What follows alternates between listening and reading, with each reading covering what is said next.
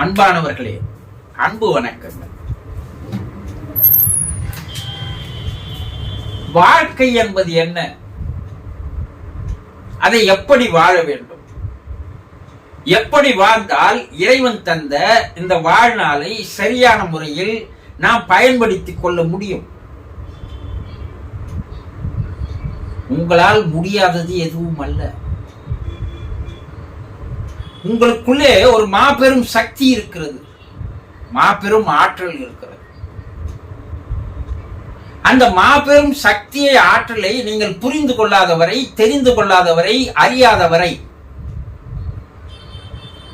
உங்கள் வாழ்க்கை என்பது முன்னேற முடியாமல் தத்தளித்து தவித்து வருகின்ற நிலையில் அமைந்து விடுகிறது.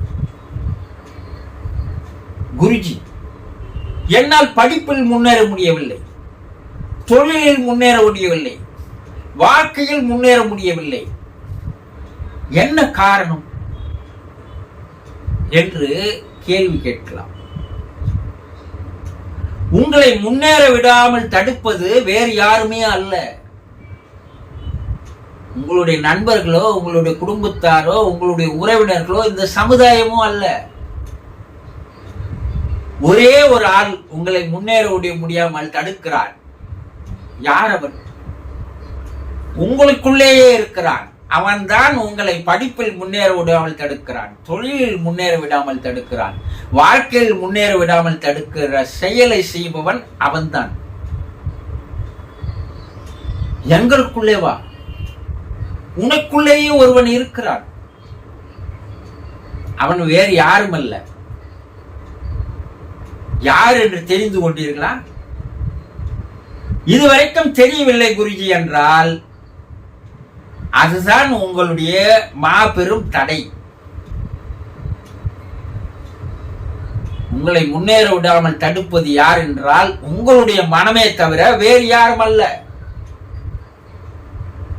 மனம் உங்களை பைத்தியக்காரனாக மாற்றுகிறது. மனம் உங்களை ஒரு நிலைக்கு நில்லாமல் ஓட செய்து கொண்டே இருக்கிறது.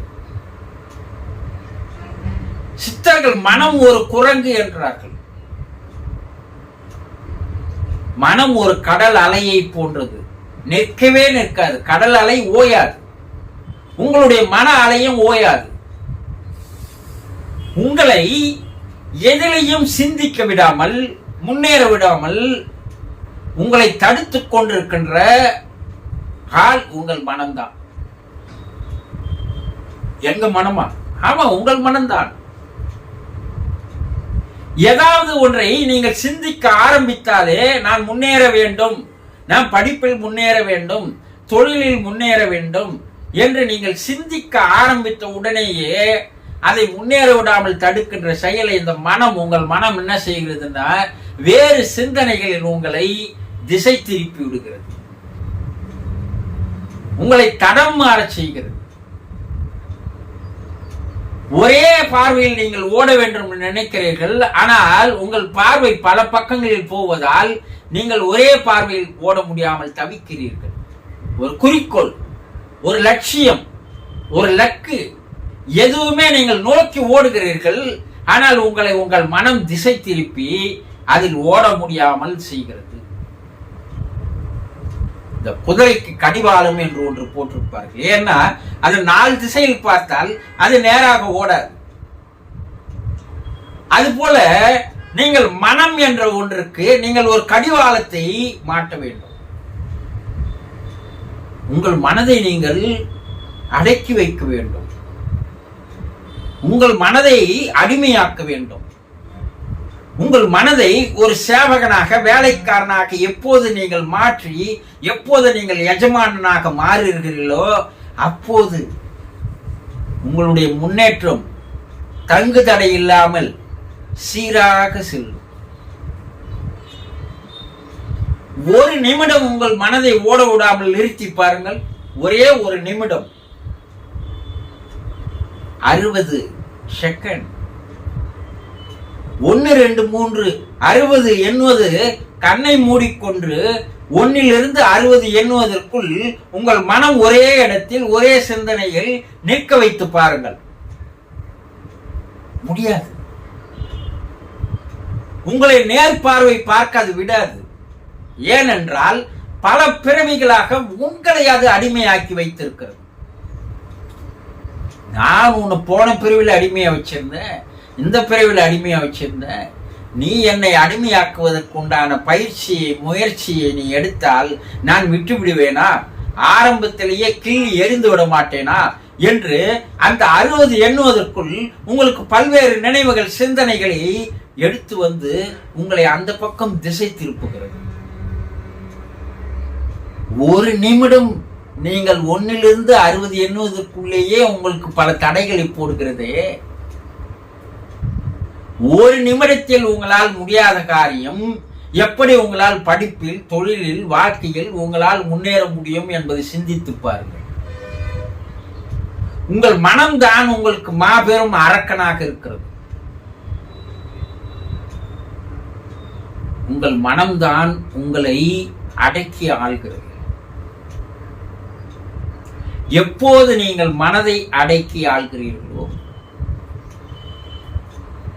மனம் உங்களுடைய பேச்சை கேட்டு நடப்பதற்குண்டான செயலை செய்கிறீர்களோ, எப்போது உங்கள் வாழ்நாளெல்லாம் உங்களுடைய மனதை அடிமையாக்கி நிரந்தரமாக அது ஆயுள் அடிமையாக நீங்கள் மாற்றுகின்ற வேலையிலே நீங்கள் வெற்றி பெற்று விட்டால் உங்களால் இந்த உலகில் சாதிக்க முடியாதது என்பது எதுவுமே அல்ல. நீங்கள் என்ன சொல்கிறீர்கள்? மற்றவர்கள் மீது பழியை போடுகிறீர்கள்.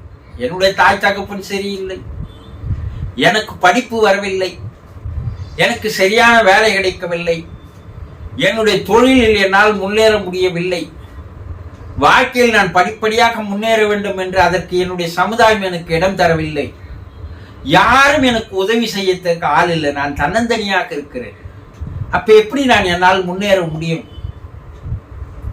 இப்படி ஆயிரக்கணக்கான அடுக்கான கேள்விகளை உங்களுக்கு நீங்களே வெளி சமூகத்தின் மீது பழி போடுகிறீர்களே தவிர உங்களுக்குள்ளே இருக்கின்ற ஒருவன் மீது நீங்கள் பழி போடுவதற்கு தயாராக இல்லை. ஏனென்றால் நீங்களும் அவனும் ஒன்றாக இருக்கிறீர்கள். நீங்கள் மனமாக இருக்கிறீர்கள், மனம் நீங்களாக இருக்கிறீர்கள். இதை பிரித்து பார்க்க உங்களுக்கு தெரியவில்லை. எப்போது நீங்கள் மனத்தை பிரித்து பார்க்கிறீர்களோ அப்போதே நீங்கள் முன்னேற ஆரம்பித்து விட்டீர்கள் என்று அர்த்தம். ஆக நீங்கள் வாழ்க்கையில், படிப்பில், தொழிலில் நீங்கள் முன்னேற வேண்டும் என்றால் என்ன செய்யணும்? நீங்கள் முதலில் உங்கள் மனதை தெரிந்து கொள்ளுங்கள்.